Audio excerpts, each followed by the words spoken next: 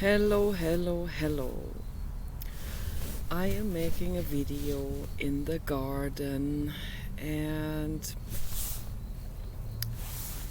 it is nice here. We did a lot of work on the garden. This is my English laurel brush and I always cut it into a cubic shape and it feels really good. And I trimmed the other hedges as well, and it really feels good. It looks good. The apples are growing. It's really gorgeous. And Paul mulched all that stuff and mowed the lawn, and now we have piles of really aromatic, amazing smelling leaf stuff there for doing composting.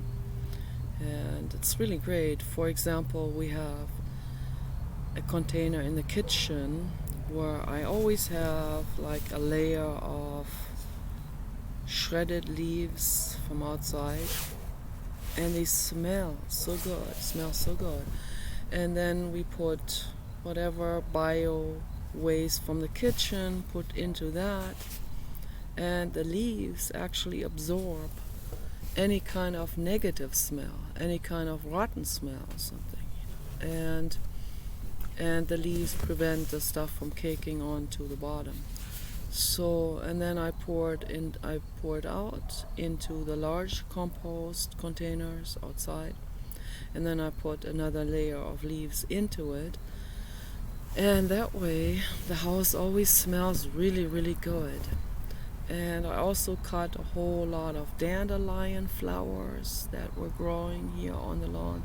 They were growing like 3 feet tall, and it's gorgeous and they smell so good. And I put them into my laundry containers in my room. That freshens the laundry and that helps them to, that helps it helps them from wilting, so they just dry like normally, like herbs that you want to dry to make tea with.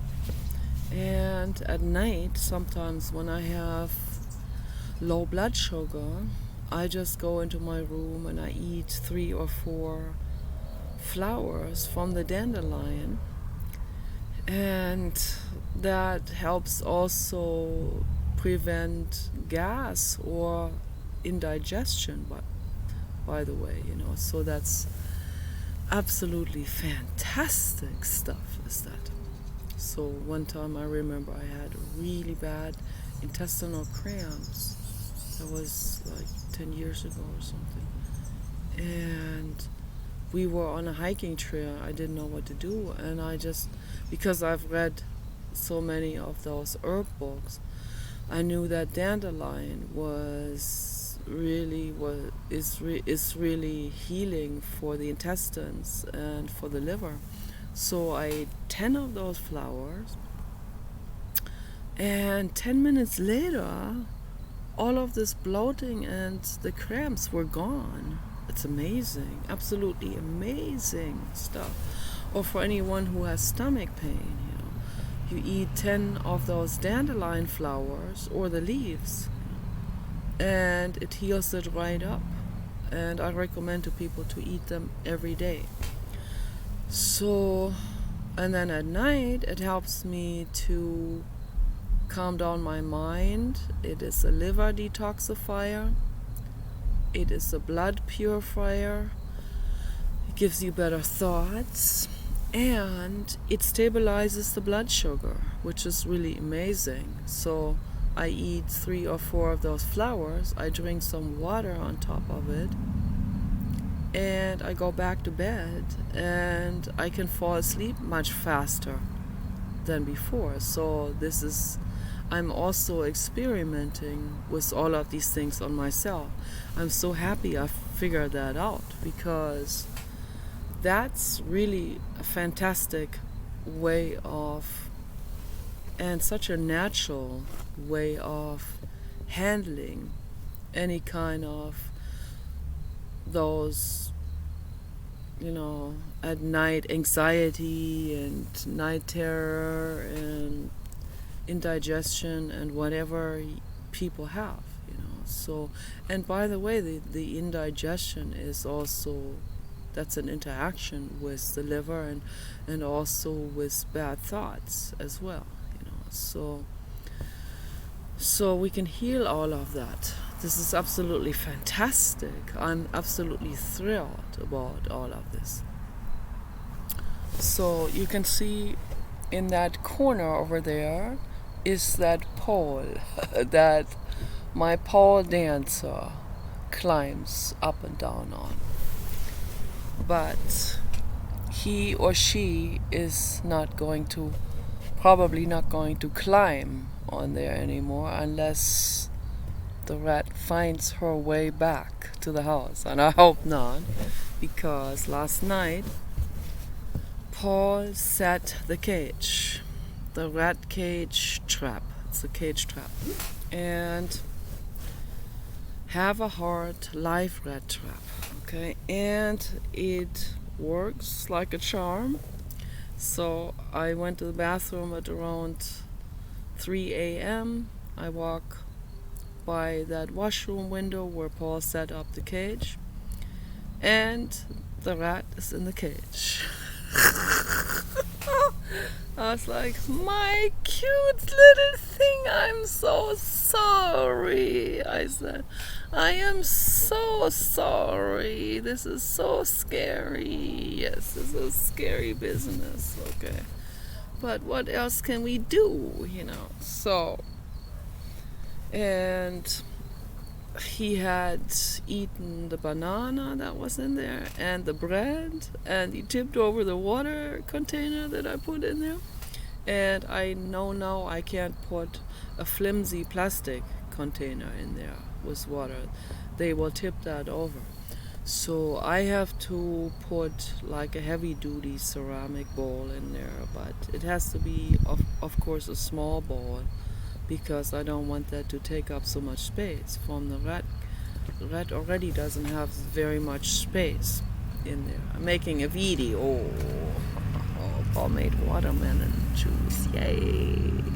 Yay! Watermelon. Oh, it's so good.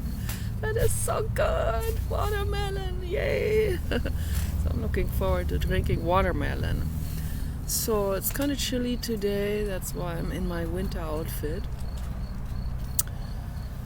So, but I went into the bedroom. Paul was sleeping. I didn't want to wake him up. And then, like 20 minutes later, he turned around and he kind of sat up or like made sudden movements. And that's when I thought I better tell him.